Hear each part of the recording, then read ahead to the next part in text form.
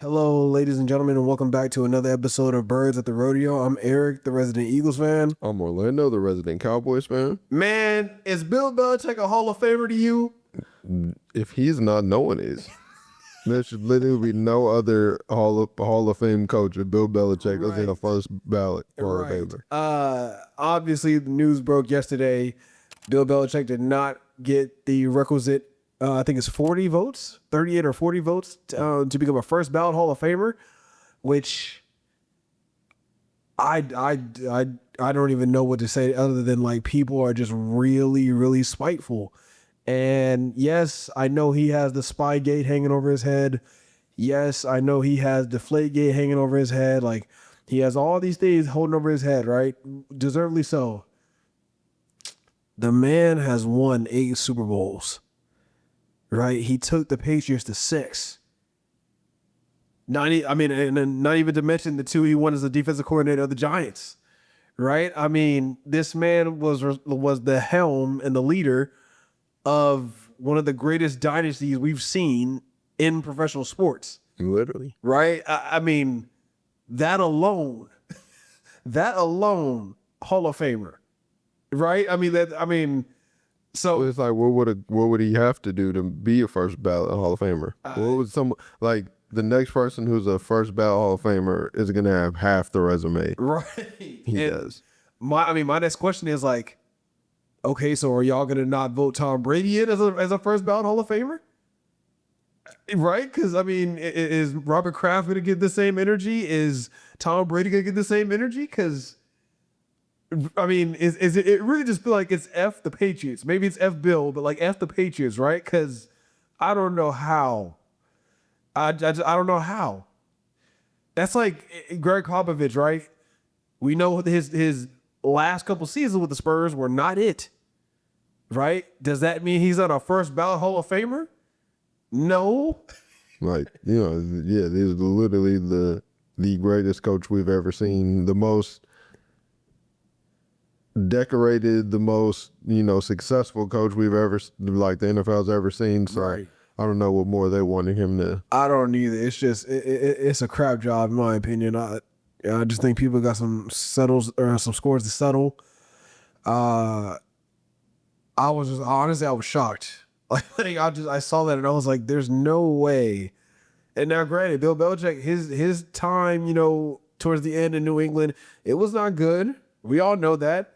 I'm sure Bill would even acknowledge that, right? His time up at UNC right now, not going great.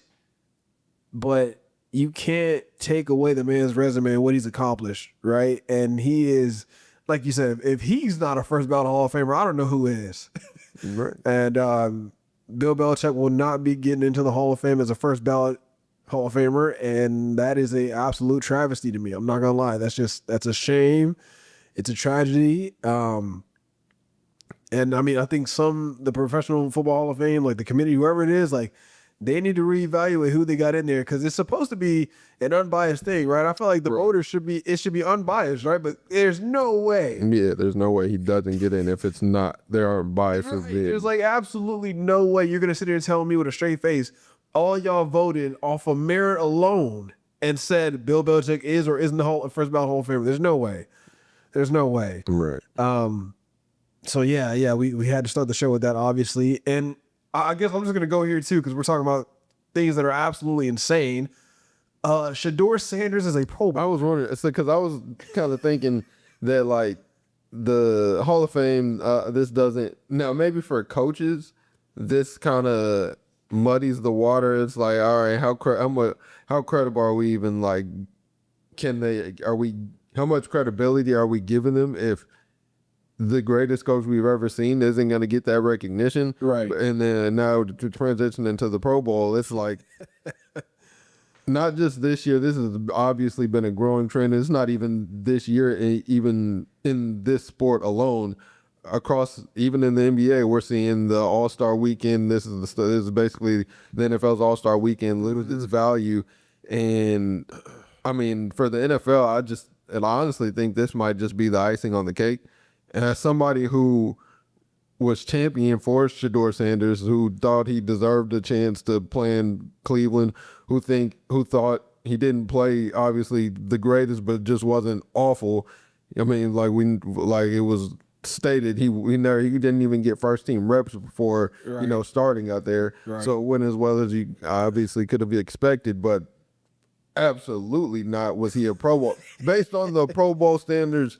What they used to be. Yeah, when I was gonna sound like back in my day, but No, man, I mean, like you really had to earn being a Pro Bowler. It wasn't being a Pro Bowler was a step below being an All Pro, right. and it's no longer that. No. And I mean, the Pro Bowl numbers have gone down in terms of viewership over the past couple seasons, and we know why. Like it's crap. Okay. And I understand in football, I feel like it's the league has just done a terrible job, because I get with football being as violent as it is, obviously people don't want to risk being hurt for a game that doesn't mean anything for their careers, in the sense that like it doesn't matter for the regular season, they're not going to get any playoff, like in that sense. So it's just like being recognized is kind of what makes them is the reason they're doing it, to actually play in that game. I understand that, but the league should have done something else. They should have created they have enough money to find people who can create something more entertaining for us that can also be competitive. Right.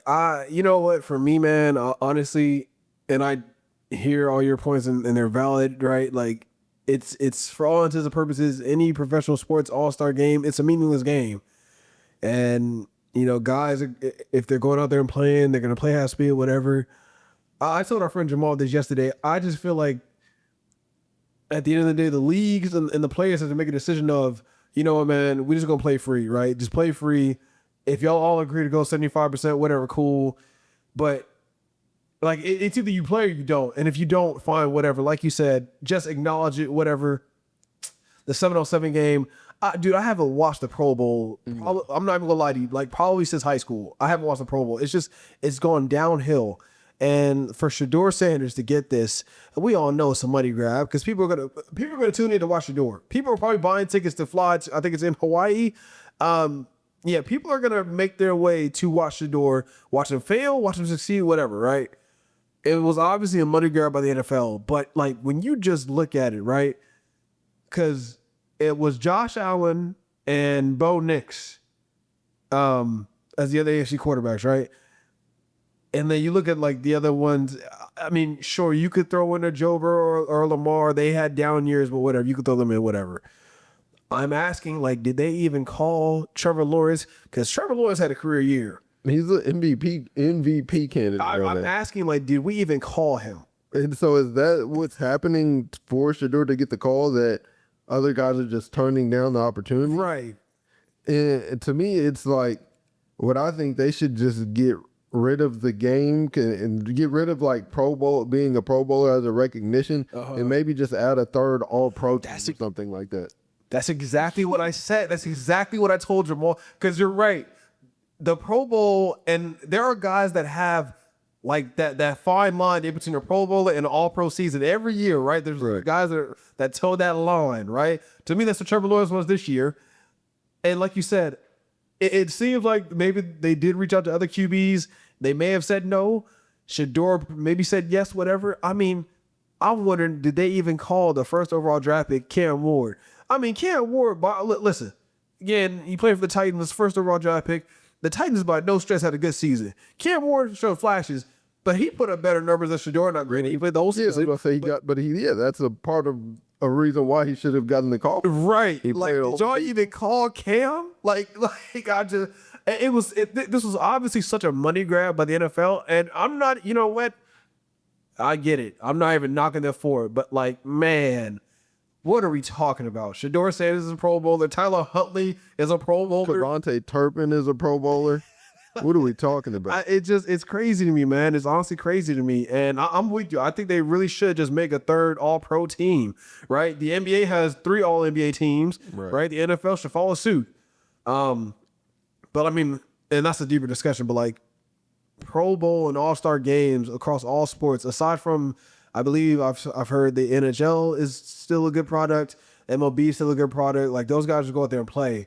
right? And somewhere within the past decade, right, NFL players and NBA players, they just, I don't know, man. They got nervous. They got scared. They prioritized their brand and just like, it's about me, me, me. You know what I'm saying? And you know what, whatever, right? But like somewhere in the past decade, a shift has happened, right?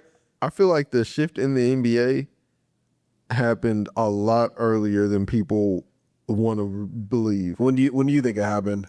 First, because obviously, as LeBron man, it's gonna sound like I'm deflated. The people like to blame LeBron specifically. I think that's ridiculous. But even before LeBron was even in the league, people like Tracy McGrady was throwing himself alley oops off the backboard in the All-Star game. So you In the late '90s, early 2000s, right? The All-Star game has always been a step away from a Harlem Globetrotter show until the big. So you've never been a fan of what the NBA? I'm not saying I loved it. It was a good, fun thing to watch. I'm just talking about the narrative of how It's become that. It's yeah. been that You know, for a while. I hear you. I guess for me, I love the spirit of competition, right? So I love the East versus West, especially in the NBA, right?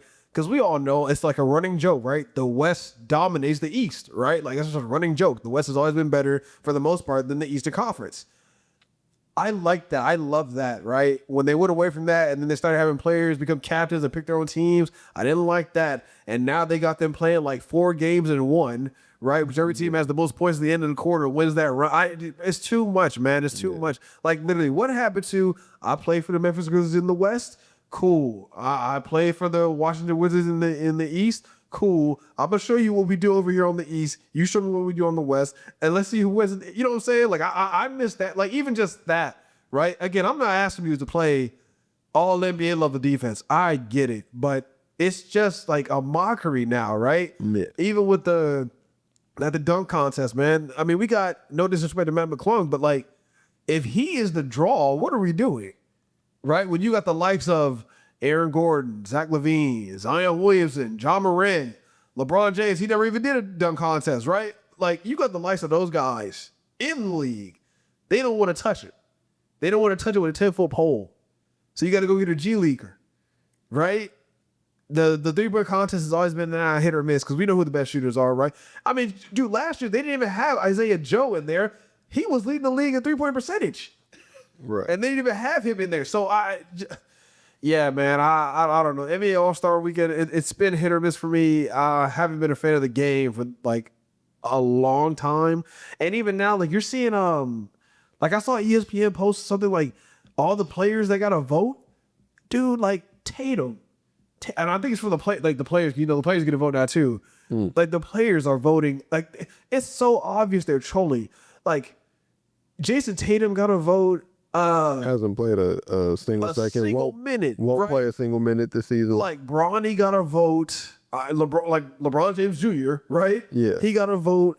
Like all these bench warmers, like guys that don't play are getting votes. Like it's so obvious. Like fan favorites, but like, Right. but from the players. Right. It's so obvious they're trolling this whole system now.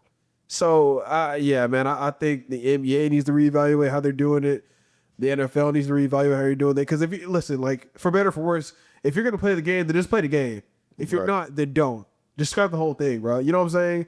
So yeah, but Shedeur Sanders, congrats to you. You're a Pro Bowler now. You can say you're the first quarterback that's a Pro Bowler from your draft class. Before Cam Ward, before Dylan Gabriel. I don't even know who else got drafted this year. Jackson Dart. Like, I mean, man. Yeah, that's. So yeah, hats off to Shedeur.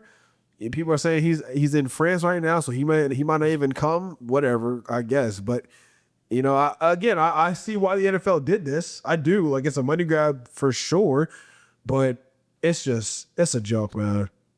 It's an absolute joke. Okay, now let's get to some real football. The AFC and NFC championship took place this past weekend, and we got the Patriots beating the Denver Broncos as I predicted. You predicted. I'll say this, man. Because Drake May by no stretch did he have an amazing game. No. By no stretch, right? Jared Stidham, I'm not gonna lie, he surprised me that first quarter. But to me, what it really came down to, and I'm not even gonna say, like, the Broncos had chances. Like, Sean Payton should kick that field goal. It had chances. The Patriots could run the football. Yeah. Right? The Broncos, they couldn't keep pace with that. If you could run the football, right, keep their defense out on the field, get them tired. We know what their offense, they're already handicapped, right? Jarrett Stidham can only do so much. And on top of the weather aspect of it all. Right. The snow just slowly started trickling in. I think the Patriots just turned it into a vice grip game, man. They kept pounding the rock. They literally just kept running the ball. Drake May threw for 86 yards. Yeah. So yeah, the Patriots were able to get, and I think their defense is underrated. I don't think people talk about their defense enough. And I mean, dude, you got Jarrett Stidham over here trying to figure it out in the snow. Cortland Sutton didn't really show up like that. Their whole offense just kind of sputtered. The Patriots, I mean, to me, the better team won. Yeah. To me, the better team won. I think heading into, obviously, the Super Bowl 60 versus the Seahawks. So, because somebody asked me today, right? They were like, you got Seattle like Washington, right? And I was like, because remember, the Patriots have a Pro Bowl, All-Pro caliber corner in Christian Gonzalez. Mm-hmm. They have another really good corner in Carlton Davis. If they can, because the problem with the Rams, they did not figure out a way to just find where Jackson Smith and Jigba was. It was ridiculous. And stop him. Like, where is 11? That should have been their number one priority. Right. Right? Couldn't do it. All night. Could not do it. And I mean, to me, ultimately, that's what cost them in the end. Special teams also cost the Rams. I mean, man, Xavier Smith to fumble that ball right there. He was shaking in his boots from the first punt return of the game. He almost dropped like the two before that, and then finally dropped that one. And yeah, that was. And you know why that was so bad too? Not only did you could have just got out of the way. Yes, and not only did you get you just let the Seahawks walk in with a touchdown, right? The Rams defense were only going to get so many stops, and so when they got a stop, and for you to do that, I mean, I knew honestly it was over right there. Yeah, to me, it was over right there. Pretty much, yeah, because that was. Because the Rams are playing catch up now. For sure. They're playing catch up, and don't get me wrong. They answered like yes. No, I mean, Matthew Stafford, him and Sam Darnold has made a decision. You know what? We are gonna duel out this game, and they absolutely did. Yeah. But for having to play from behind, yes, put you in that position. And your defense is only gonna get so many stops. Like Kenneth Walker, even without Zach Charbonnet, like Kenneth Walker had a great game. Sam Darnold had a great game. He didn't have that turnover that we all thought he was prone to make. Man, he completely surprised. I was sure he was going to at least make one mistake. Right. And he did not. He played literally as great as he possibly could have. There weren't even a lot of times where I was like, he probably wants that throwback, or he just had like bad throw. He was almost perfect. For him, the game was literally this. Drop back, where's 11? Yeah. Oh, hand off to Kenneth? Cool. Like legit. Like it was that easy. It was that easy. But yeah, man, I mean, going to the Patriots, right? Like if they can devise a plan to just get Sam Darnold, force him to go to his second or third read, right? I think they'll have a chance. Don't get me wrong, their defense is lights out, and I mean, first I think I gotta win one first before I even touch comparisons to the Legion of Boom. Right. But man, that defense flies around, boy. Yeah. That defense flies around. Now, it's funny you compare them to like their old team, because people are saying that the Patriots, like their dynasty is back. I'm not saying that. I'm not saying that, and I'm actually going for the Patriots in the game. Are you? Okay. Yeah, definitely. And I think that because it's take. Yeah. I can't say the dynasty is back. They haven't even won one. They haven't won one, and I mean, I wouldn't even be impressed. If they beat the Seahawks, yeah, that'll be impressive. Yes, but the path to get there, because I look at each game, like while it is the playoffs, it's still like a single elimination week to week game. Like this is basically week 21, week 20, and it's like. Their games to get here, yes, were not that difficult. Drake May didn't play well in a lot of their games. Their defense stepped up, and their defense did step up. they stepped up. They did play some of the topper defenses in the league, though. The defense stepped up, but they played again. Like, there was some historically bad offensive play against this defense. That's fair. That's fair. So it's like, while I will give them credit for winning this year, it's like I don't think this is something. They're not just about to go on some dynasty run. Yeah, so it's not I'm just intimidated by what. Obviously, this is something to build off of, and they'll be competitive going forward. But I don't think this is the start of the dynasty. And I mean, you mentioned Tank, and a lot of Cowboys fans are comparing this situation. They're supporting, I saw that. Supporting Tank, and they're comparing it to DeMarcus Ware. And you're like, no, that's insane to me. DeMarcus Lawrence, he played amazing his rookie season in the playoffs. He had in his first ever playoff game, had a forced fumble, had a sack, and then the next week had another sack.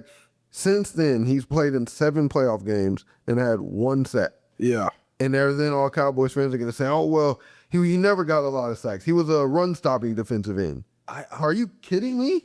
Do you know what offenses have done to DeMarcus Lawrence's defenses in the playoffs? Yeah. 250 yards to the Rams. Like 200 yards to the or 150 yards to the 49ers. Like, we do not ever stop the run. So for him to not even get sacks and then those be the rushing performances we've had. Yeah. For people to act like, because then my entire problem with it is the talk after leaving. I get like the question, and I went back and looked. He wasn't even really much asked the question about it. They asked just how he felt about being here, and just like he didn't have to mention not being able to win a Super Bowl here. And my problem with that is it's because he directly contributed to not winning here by his lack of production. Yeah. Not only, and then after the Green Bay game, saying they were tired at the end of the season like that. I don't understand why people are okay with that.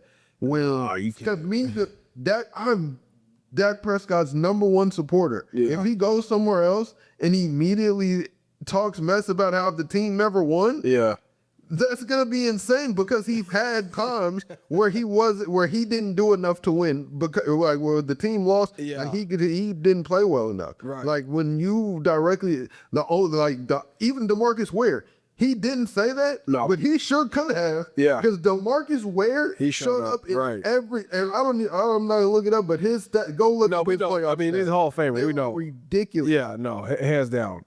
And he didn't even have the gall to go out and say it, because it's unnecessary. There's a thing about leaving a place with grace. Exactly. Right? And DeMarcus Lawrence did not do that. He did not mince words. He said, and I quote, "I wasn't going to win the Super Bowl in Dallas. And I hope he doesn't win one in Seattle, because that was pure luck that he picked them and that they are now in this position." I hear you. So you're rooting for the Patriots. Yes. Because I've never had a problem with the Patriots. I've never been a person who hates a team because they're successful. I don't subscribe to that thought either. But I will say this. God, who do I want to win?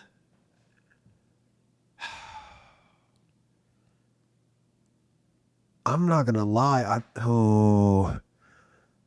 I think it'd be sexier for the league if the Seahawks won, right? Because the Patriots, like, we're sitting here talking about like the dynasty coming back, right? Like, whoa, calm down, man, calm down. But like Seattle, man, like, don't get me wrong, the Patriots are young too, but like Seattle, man, they're young, they're gritty, they're almost, if you think about it, they're kind of not a whole bunch, but like a bunch of misfits and like, cast-offs, right?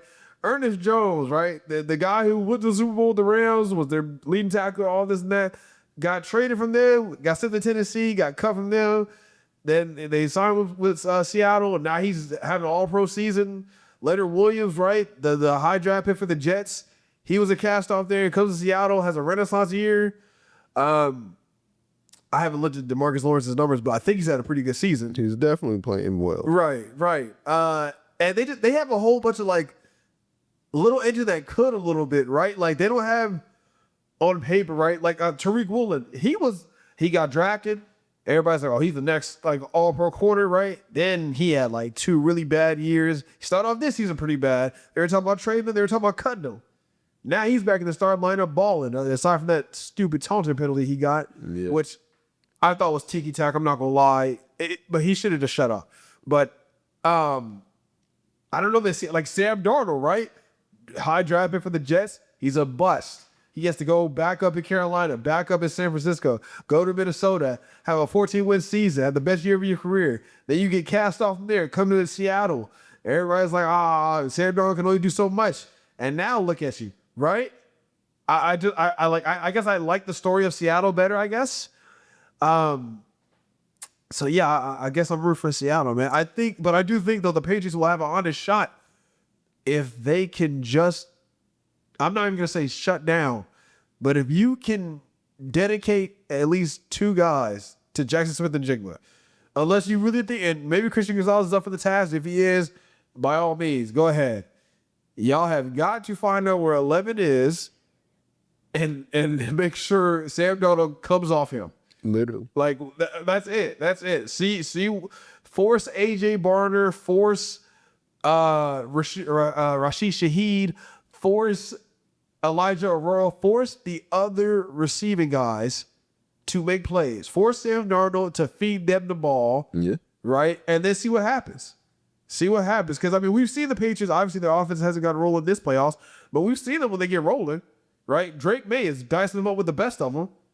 They got a 2-headed monster in Ramondre Stevenson and Travion Henderson.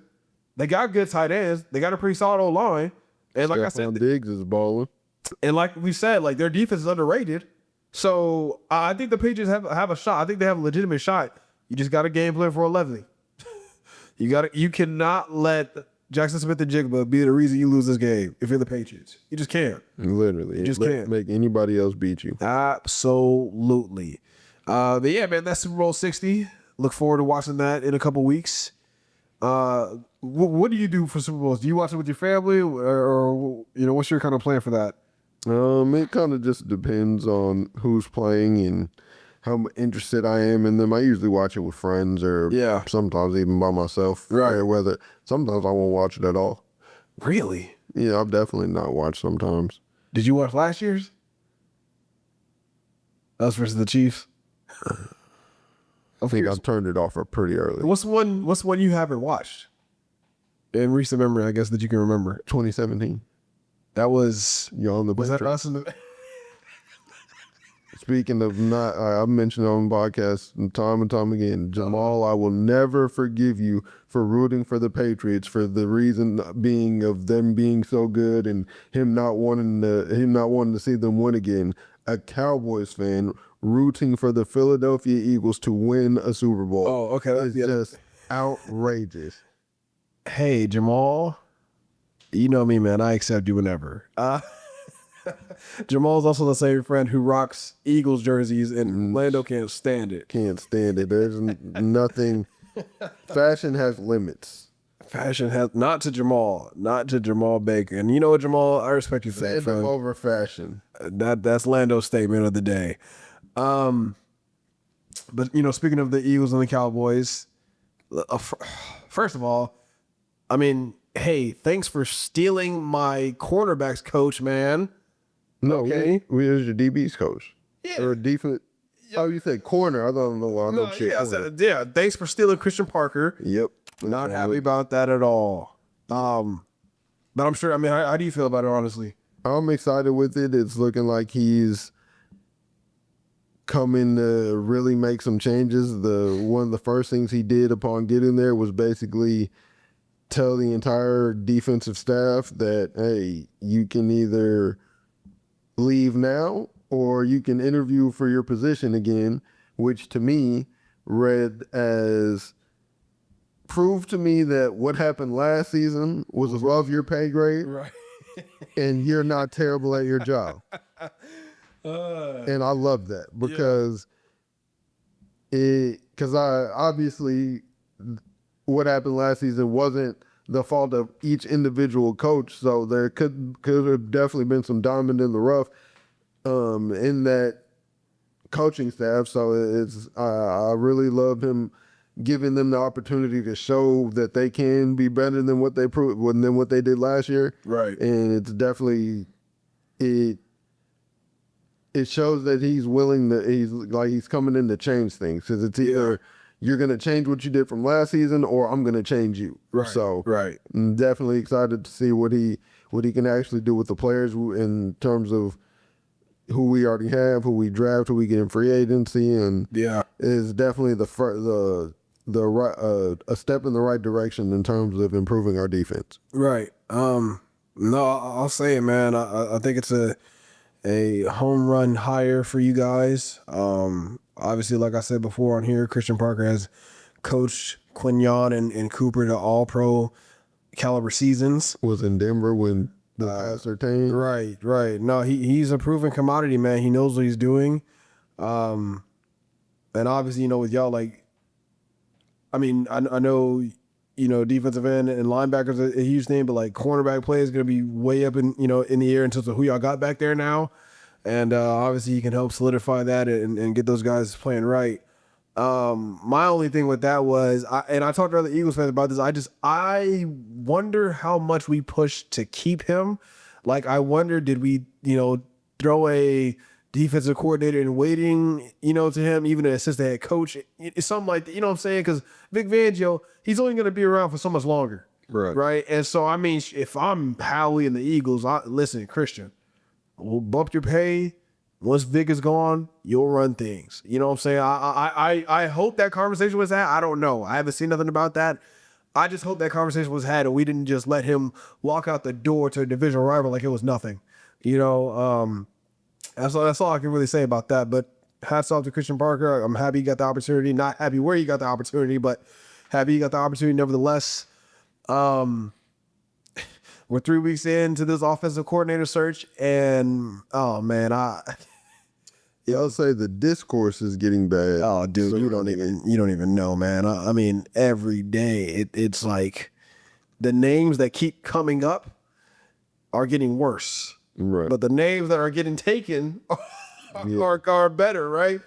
And another, it's because I say the discourse because it's not even as much so that they are getting taken in a sense, but they're taken or they don't want, or they're declining. They're choosing the other team, right? Instead of the Eagles, and it's raising questions and concerns as to why. It's raising questions. It's raising concerns. I mean, and there's a level of fit, right? Like, you have to feel like you fit in a place, right? And granted, and like I said it before, like, I'm happy with the Eagles taking a patient approach with this. Maybe, Brian Daboll, Mike McDaniels, Zach Robinson, maybe all these guys legit just don't think they're a good fit in Philly. And you know what? Fine. Because, if you're coming to Philly, even if you're given, complete control, you still got to work with Nick Sirianni. You still got to work with Howie Roseman. You still got to work with Vic Fangio, right? You have to see how you feel like you gel with these other personalities, right? I'll say this, man. At this point in the search, I do not, and I repeat, I do not want a Gerard Johnson. I do not want a Matt Nagy. Okay. I'm intrigued by a Sean Mannion, the Packers quarterback coach. We've interviewed him twice. I'm intrigued by him. I'm a little less intrigued by Jim Bob Cooter. We're interviewing Frank Smith. He was the offensive coordinator in Miami all 4 years under Mike McDaniels. He started off his first 2 years in Miami, 2022, 2023, had top 10 offenses. But 2023 or 2024, 2025, bottom half offenses, right? Granted, we can chalk that up to a lot of things, bad quarterback play, whatever. And he didn't call plays. Mike McDaniels called plays. So, there's a level of like, can he do this? Right?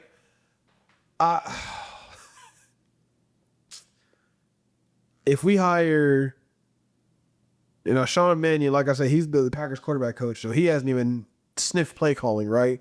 Right. But people rave about him and his work with Jordan Love.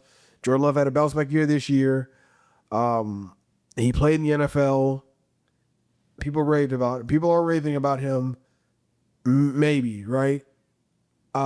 Jim Bob Cooter, you know, he's been the offensive coordinator with the Colts. He was offensive coordinator with the Lions. And every year he's been offensive coordinator, his teams have been either bottom half or middle of the pack. That doesn't bode a lot of confidence in me. But it's better than Patulo. And it's better than nobody. Dude, I have now. I mean, I'll tell you this right now. Unless a name that is not being talked about right now, and we just haven't heard it yet, if it's a surprise name, if it's okay, if it's not Nagy, and if it's not Gerard Johnson, that's a win. Okay, I'll say that first and foremost. That's a win. But, or no, excuse me. I'll rephrase that. That's not a loss. If we don't hire Matt Nagy and we don't hire Gerard Johnson, that's not a loss. Okay. Okay, that's not a loss. But yeah, man, I'll be completely honest with you right now. I do not have a lot of confidence in whoever we bring in. Yeah, dude, it's tough out here, man. It's tough out here. You know, there's some talk of Nick Sirianni possibly running it back, calling plays. I mean, shoot, because the Jets just fired their offensive coordinator. There's talk of Tanner Enstrand, I believe his name is. There's some talk of him. I'll be real with you. I don't know if I want to touch anybody that was associated with the Jets recently. Right. It's not a good organization to pick from. No. And, they're interviewing Frank Reich, our old offensive coordinator. I don't know. I don't even know if we've spoken to Frank Reich yet, but I mean, please at least talk to him, right? Like talk to somebody with familiarity. Right. Somebody who's proven that he can do it. And let's go from there, man. But I don't know. I am interested to see who we do end up bringing in. But like I said, as of right now, like the names, we don't bring in Matt Nagy and we don't bring in Gerard Johnson. That's not a loss. As long as I don't want anything to do with Matt Nagy and Gerard Johnson. He might be single-handedly responsible for C.J. Stroud's regression. I do not want that near my team at all. At all. Okay? So yeah, man, we'll see who the Eagles hire, man. We'll just we'll be here every day, waning each day, just waiting for the news to drop. It might be come summertime by the time we figure out who we hire, man. Seriously. It's time to flip the script a little bit. Some news broke in the NBA today. Mm-hmm. Some news. Some folks might be shocked by it. Some folks might be like, it's about time. Giannis Antetokounmpo of the Milwaukee Bucks has expressed to the Milwaukee Bucks that it is time for the two parties to split either by next Thursday's trade deadline or come this summer in the offseason. Giannis wants out. Your initial thoughts? I wasn't surprised. I feel like he's been wanting to leave for a while. Has basically been begging them to get him some help or he would leave. And I don't think they did. They got him help. I don't think he liked that. Well, yeah. So I think that, the writing have been on the wall for him, and I'm not surprised, really. Yeah. I mean, the Bucks, they're 12th in the conference right now. I think they're 9 games behind 500 right now. Obviously, we know they traded for Damian Lillard. That didn't go well. And they signed Miles Turner. That isn't going well at all. I mean, really, the question is, where does Giannis go, right? Shams brought up Miami, Golden State, Minnesota, and the Knicks. And I'll be completely honest, none of those teams, at least to me, have anywhere near the draft capital to trade for Giannis. No way. If you ask me right now, the best team that is honestly, in my opinion, that is the most equipped to make a move for Giannis, it's the Oklahoma City Thunder. Obviously, they have the most draft capital. The most draft capital. They got They even guys. have like guys that they can send in packages that could improve a team now. Yes. You're not wrong. Now, like probably second on that list. I hate to say it, but it's probably the Spurs. The Spurs have a lot of young guys. Shoot, I said it before, I say it again. I don't know how long De'Aaron Fox is for the Spurs. Giannis and Wemby would be crazy. Yeah, I think it'd be unfair. It'd be absolutely unfair. I don't want to see that happen, by the way. But yeah, man, I think it's the Thunder, and then I think it's the Spurs. And I'm just saying, I will not be surprised in the slightest if we wake up next week or this summertime, Thunder trade for Giannis. They have, dude, how many draft picks do they have in the next like 5 years? They got like what, 15? It's a lot. It's a lot. It's a lot. You got, I mean, okay, if you don't want to come off of J-Dub, although I'm not gonna lie, you got to come off of J-Dub or Chet. You got to come off one of those guys For sure. right? If you're asking me, But it's worth it. if you're asking me, it's Chet. Chet for sure. It's Chet. It's Chet. It's Lou Dortz. Man, if I'm the Bucks, I'm taking J-Dub over Chet. So like if you're the Bucks, you're asking for J-Dub, not Chet. For sure. Yeah, you know what? I see. I mean, J-Dub's he's very clearly the second best player on the Thunder. I know he's sticking his feet under him this season. He was out with a broken hand, but I don't think Chet will ever reach his full potential playing with the Thunder. I don't. Chet's from Milwaukee. He's a Wisconsin kid, right? Let him come home. And by the way, let me get a Lou Dortz. Let me get a Casey Wallace. And let me get because what did Rudy Gobert go for? 4 first-round draft picks? Yeah. Can I get like 6? Right. Like, no, seriously. Can I get like 6? I mean, obviously the Luka trade kind of messed up everything in terms of the market for trade for all NBA players, but nah, man. If Giannis is the talking point, like five Is the draft man. picks is the right, like 5 draft picks. Let me get Chet. Let me get Lou. Let me get Casey Wallace. Or let me get Chet, Casey Wallace, Alex Caruso. And these draft picks, man, let's gear up. Right? Like, No, let's right. gear up. No, I think that would be like you said, they have the most capital to do it, so I Yes. would not be surprised at that. Seriously, what other move could Sam Presti possibly been waiting for other than this? Because they have more draft picks than they even like have. They don't even have room for all those draft No, picks. you're not gonna be able to keep all these players. Right. Like seriously, y'all tell me who else has Sam Presti been hoarding all these draft picks for? Who? I think it's Giannis, man. I think it's Giannis, and now granted, it'd be hard, right? Because like, let's say if well, I guess let's go down this scenario, right? If the NBA season plays out, Giannis stays with the Bucks just for the rest of the season, right? And the Thunder win another chip. It's hard to be like, wow, you're gonna make this. Yeah, now I'm gonna come like trade away some You're gonna of the blow this up Right. after 2 championship runs. Not right. That Right. makes sense. So it should be now. Like this is the sweet spot to where it's like, yeah, they won, Yeah, but for Giannis, you wouldn't really be blowing any. You wouldn't be blowing up like something special. Like 1 ring is cool. yeah, 2 rings is like, okay, you're building something here. yeah.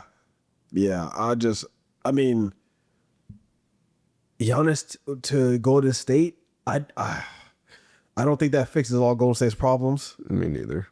I don't like that. Giannis to Miami, who are you giving up? Because, I mean, Bam would have to, right? But I think that makes like it'd have to be like Bam and Wiggins. the scheme fits the best for Giannis would be the Heat, but like you said, who would they give up? But And you're now if they giving up. actually make that trade, Yeah, you know what I'm realistically happen. Who's the champ say? The Knicks? Who? You giving up Cat? Who you're definitely not breaking up that core. Well, yeah, I mean, I don't know. There's some talk of the Knicks making some changes, but and then Who else did I say? I said Miami, Minnesota. Oh, Minnesota. Yeah.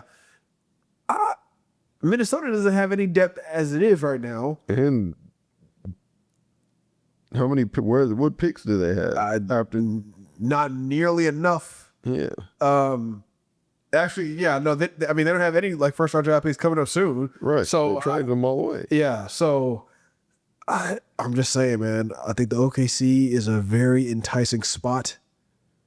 I think if you wanted to give Shea a running mate for the foreseeable, for like the next 3 to 5 years, because Giannis is already 31.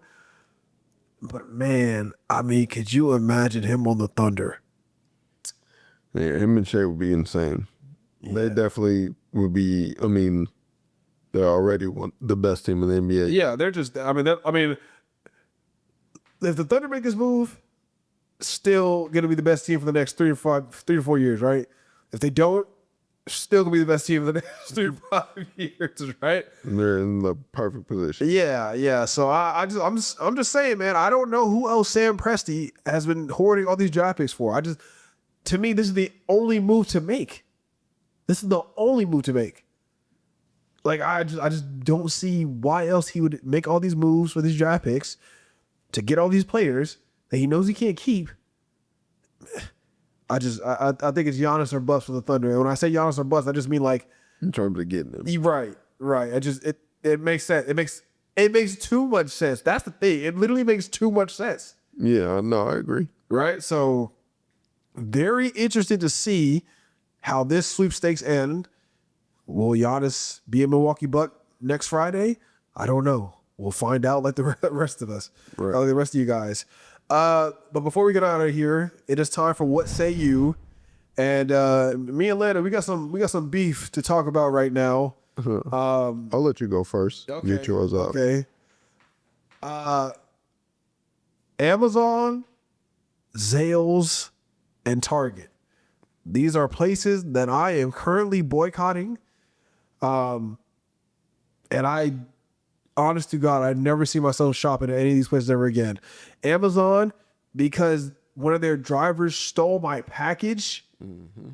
And it wasn't an Amazon package. It was actually a Zales package. But the reason I'm boycotting Zales is because they refused to refund me my money. This was a Christmas present, mind you. They refused to give me my refund. And he had evidence. He had video footage of the guy walking up and just like looking around and just taking up right off the doorstep. Now here's the thing, as my therapist said, because Amazon did give me a $40 credit. The earrings were on sale, so they were $40. Amazon did give me a $40 credit. That's not why I'm boycotting Amazon. I'm boycotting Amazon because of the way I was treated when I pulled up on these folks. And I told them what happened. I explained them the situation. I got given a whole bunch of red tape. I got to call this number. Then I got to call this number. Oh, you'll hear from us by the weekend. Did I hear from you by the weekend? Absolutely not. Absolutely not. Matter of fact, I haven't heard from these guys since the last time I spoke to them, which was probably about a month ago. It is what it is, right? Everybody's saying, oh, that driver got fired, whatever. You can say that. I don't know that. True. I don't know that. He could have gotten away scot-free for all I know. All I know. And to round it out, Target. I got beef with Target because they canceled their diversity fund, basically the diversity campaign, which helped out a lot of businesses run by minority folks. And I did not rock with that, man. I did not. So I no longer shop at Target. I no longer get my candles from Target. I get my candles from Walmart now. And yeah, man, I don't see Target getting right with that. If they do, then yeah, I'll my wallet back up to them. But if they don't, I'm cool. So yeah, for me, places I boycott, I will not go back to: Amazon, Zales, Target. What say you, my friend? Staying with you in support with your boycotting of Target for the exact same reason. Yeah. And what kind of brought this up was we were talking about Girl Scout cookies. And so this isn't a store, but a group. a conglomerate who will never get any money from me is those little Girl Scouts, because Wait. they got rid of my favorite cookies. That is the girl's fault though. It's, I mean, why else would they get my money if I'm not going to get cookies? No, I'm saying, but like the girls are in control of like the flavors though. I'm not saying it's them, but they're the ones who get. They're the ones that sell the product. Right. Yes. Right. So it's like, yeah. Shout out to Emmy, man. Shout out to Emmy, the Girl Scout I know. They're basically like the Target cashiers. Like, sorry. Yeah. But Sorry. and now And what are the cookies that they no longer sell that you liked? so they began as the alphabet cookies. They were shortbread cookies with fudge on the back, and then once they got rid of those, they came back as the Thanks a Lot cookies, and they said thank you in different languages on the cookies, and they completely got rid of them. And I mean, because it's not even as much of a like, oh, I'll never give them my money. It's just the only thing I was buying is gone. Right. So I'm not going to be spending my money there anymore. Right. And now a place that I am like, you will never see another dollar from me. Subway. Oh, okay. Subway sandwiches will never see another one of my Has something to hard-earned do with dollars. Jared, does it? No. Okay. Just wanted to make sure. Because, I mean, that's not Subway's fault. He's just, I mean, he obviously picked him as the spokesperson. But Yeah. that's another story. But my beef with Subway is because I don't know if you get them, because we live close to each other. Yeah. Subway, the corporation, Yes. will send out coupons in the mail. Because, well, first of all, Lando is a feed for coupons. I grew up in a time where $5 footlongs were a thing. Yes. Allegedly, because I actually don't really remember ever paying $5 I remember $5 I remember the jingle, the commercials. $5 for longs. I don't ever really remember paying $5, but that was the thing. They were definitely cheaper. Yes. Now they'll send you coupons for like, oh, you buy a footlong, get one free, or buy a drink, a free cookie. But it is a whole, like a literal, almost like a coupon book, a literal full ad page full of individual coupons with little things. Yes. If you cut these coupons out and take them to a Subway, you know they'll tell you they don't accept them. These are This happened to you recently? It's happened multiple times because this is Subway sending. These aren't scams. This is Subway sending. Why do they say when they don't accept them? And the reason is it's because it's a whole scheme actually. So like this isn't even a conspiracy. So Subways are franchised. Yes. So each Subway is locally or not. It's locally not Owned and operated? Yeah. Yes. The owner and operator is the person in that Subway. Right. Each Subway is owned by a different person. Right. Obviously, the person can own multiple Subways, but for the Right. most part, they're all owned by different people. Yes. But there is still a corporation of Subway. Yes. To where like there's franchising these locations out. Right. So the corporation sends the coupons out, but the business owners are losing money from these coupons. But I don't care who's losing money, whether it be the business owners or the corporation. I'm not paying for it. I'm not paying. So Subway, until y'all figure that out, So I'm not going. So wait, okay, so hold on, just take me through this. The last time you went to Subway, you tried to use a coupon. Well, so I found this out. So yeah, I literally went through the whole line, made my sandwich, tried to use a coupon. They said we don't accept those. I remember I literally was on the phone with my friends because this is all that my friends say I'm a Karen, but this is beside the point. But it's this is like even so I met one somewhere and so I'm like, oh, I'm not sorry, I'm not, I left. And so that's the thing. The scheme is they want people to get the sandwich made, take the coupon up to the counter. The people say we don't accept it, and then they'll pay and they full just price. pay anyway. Yes. You have the wrong person. So that's happened to you multiple times. No, because after the first time, I walked into a Subway and said, hey, do y'all accept coupons? They said no, so I left. Went to one more, said, hey, do you guys accept coupons? They said no. So I left and will never go back. Yeah, that's fascinating. To mail out coupons and then not accept them is it's kind of backwards. Kind of backwards. It's just the principle of the whole I thing. haven't even, dude. I can't tell you the last time I've even been to a Subway. And I used to go, it wasn't like a weekly thing, but in terms of this, like, fast food sandwich shops, Right. it was definitely my favorite. Not anymore. Well, Subway, get your stuff together, man. What y'all doing out here sending us coupons just to tell us we can't use them? What kind of stuff is that, man? But hey, that's a wrap on this episode of Birds at the Rodeo. I'm Eric, the resident Eagles fan. I'm Orlando, the resident Cowboys fan. And what say you, man? Is Bill Belichick a first-ballot Hall of Famer, or did they get it right? If you think they got it right, I got beef with you. Super Bowl 60, Patriots versus Seahawks. Who y'all got? Are you rooting for the Patriots like Lando is? Or are you with me? You think Seattle, they might have a little something cooking right there? There's probably some people hate watching the Patriots, like, and rooting for the Seahawks. Why? Because of Milton Williams? No, just because they hate the Patriots. Oh, well, absolutely. Yeah, absolutely.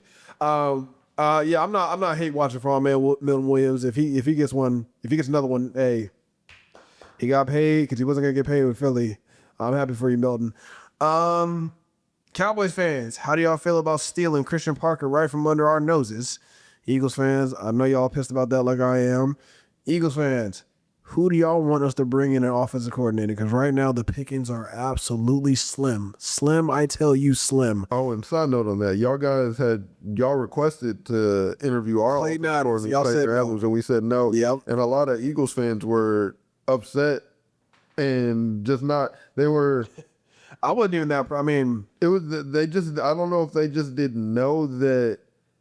They basically were saying that, oh, we were gonna deny them, that you guys should have denied us to even interview Christian Parker. You guys wouldn't, because it was we were interviewing him for a promotion. Right. You guys were interviewing Clayton Adams for a lateral move. So Right, yeah. that's why we were just to shed light on that. right? No, we could not have blocked Christian Parker. Like I said, that's why I hope at the very least a conversation was had. Was, hey man, you stay with us. You'll be the DC in waiting, assistant head coach, whatever the case may be, right? I hope that conversation was had. I don't know if it was.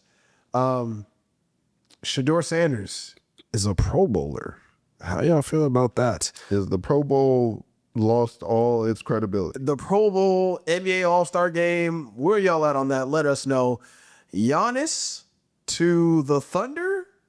I'm not going to lie. I don't even think it's crazy, and I think it's the most plausible move. We'll see. And what places do you boycott? Do you still shop at Amazon? I'm sure most of you do. Are you with Lando on saying F Subway? Are you minorities? I know this is kind of our thing. Yeah. Are you guys staying strong? Are you still boycotting Target? Were you ever boycotting Target? That's honestly, that's what triggered me to start doing it, because I didn't even know like there's a boycott happening, a black boycott happening specifically of Target. And then I found that out and I did some research and I said, oh, I'm absolutely joining the fight with this. So yeah, man, y'all let us know how you feel. Thanks for watching. Please like, comment, subscribe. Follow us on TikTok. Follow us on Twitter. Follow us on Instagram. Share it with your friends. Keep us in your heads and your minds, and get the word out. Let people know about us. Get the word out. And again, we're available on YouTube and available anywhere you can find podcasts. So until next week, peace. Later.